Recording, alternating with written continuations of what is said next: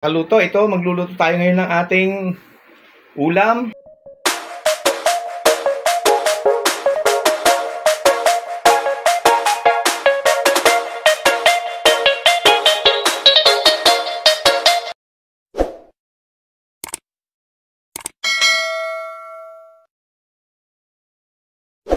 Magandang araw mga kaluto, ito magluluto tayo ngayon ng ating ulam, ampalaya. Hugas na po yan, nalagyan na rin asin yan. Tsaka po yung, ito po, galunggong po. Ang ating ulam ngayon. Ilagyan ko po ng harina yung mga kaluto para hindi siya masyado matigas pag naluto. Ayan, kaluto. Ayan po. Luluto na tayo. Simpleng ulam ito mga kaluto. Ayan. Tapos naman yung mga kaluto ay magigisa tayo ng ampalaya. Lagyan natin itong bawang, mainit na yung kawali.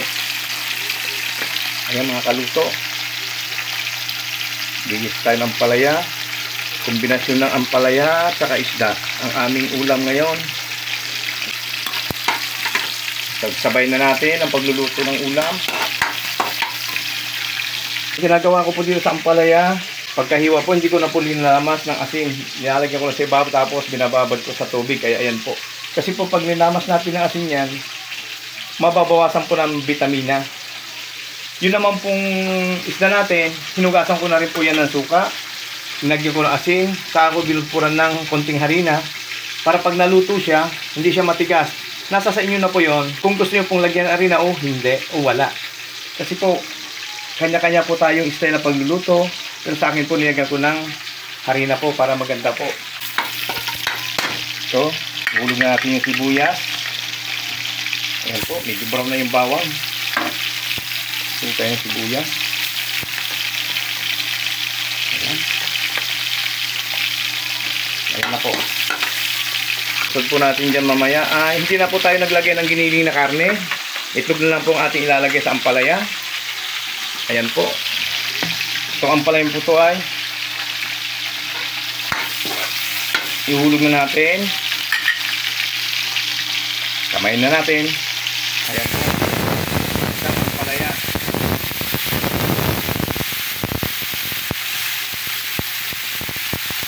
So nag-ayos na po yan. Ihulog natin. Lalagyan natin yung ating pangpasarap. Ayan po.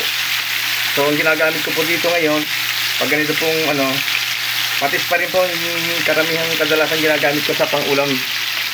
Lalagyan natin ng patis. Kunti lang po para hindi siya ganong maalat. Sa huli na po tayo maglalagay ng pandagdag pagka medyo matabang. Para magsalubong yung alat ng ating niluluto, kailangan kunti lang. Pagkahulog po ng ampalaya, wag po natin haluin. Huwag muna po natin haluin yan hanggang hindi pa naluluto. Kasi papait po siya. Yan po mga kaluto. So ang susunod natin ay tatakpan natin yung ating niluto ang palaya. Takpan natin po. Lagyan po natin ng paminta pala.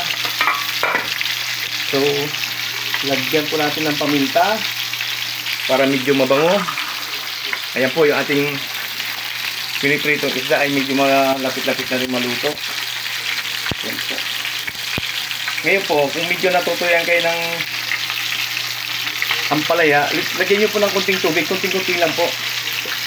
Ayan po. Saglit lang po lutuin yan. Tignan natin itong ating pinipritong galunggong. Kung okay na siya. Ampalaya at galunggong, kombinasyon na kombinasyon po yan. Ayan po. Na po yung ganyang ka-brown. Sumasagit-git ang kawali, ibig sabihin ay masarap. At mamaya po, itong ilalagay natin, ang tatlong itlog, yan. Itlog po, ilalagay natin sa ampalaya. Huwag muna po natin haluin yung ampalaya hanggat di naluluto ng konti. Pag ito po hinalo natin, papait po yan. Lalabas po yung pagkapait niya. At saka kailangan po, paghulog ng ampalaya, kailangan nakangiti. Huwag daw po nakasibangot kasi papait daw po. So medyo matagal lang dito lutuin na siyempre yung prito. Ito medyo marami siya. Ayan po, galunggong po yan. Ayan na po. Yan po, ngayon naman po ay ating, kaya pwede naman po natin balik rin itong ampalaya kasi medyo naluto na siya. Huwag lang po natin masyadong haluin kasi po lalabas ang pait niya pag niluto natin ng maigi. Pag ating hinalo pa lang maigi, lalabas po pait yan, hindi po sasarap yan. Ayan po, kunti lang, tama na po yun. Binaliktad lang na po natin. Lapit mong maluto yan. Wow! Saktuhan lang. Kanyang lasa at alat. Yan. Lalagyan po natin ng itlog yan. Hindi po kailangan ng lutong-lutong ampalaya po. Ayan po. Ang galing ng pagkakagawa. Isang kamay lang yan. Papatay mo natin itong piring-prito para hindi masunog. Ayan po. Yan. Ayan po. Pwede na po natin ihalo to. So, pahinaan natin yung apoy. So, ayan na po. Pwede po ihalo pag luto na po. Ayan, mahirap hulihin.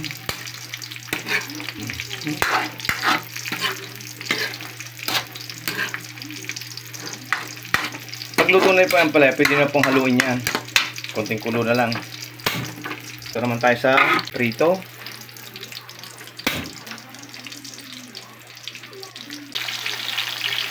Ayan, mga kaluto, luto na ang ating lutong ulam.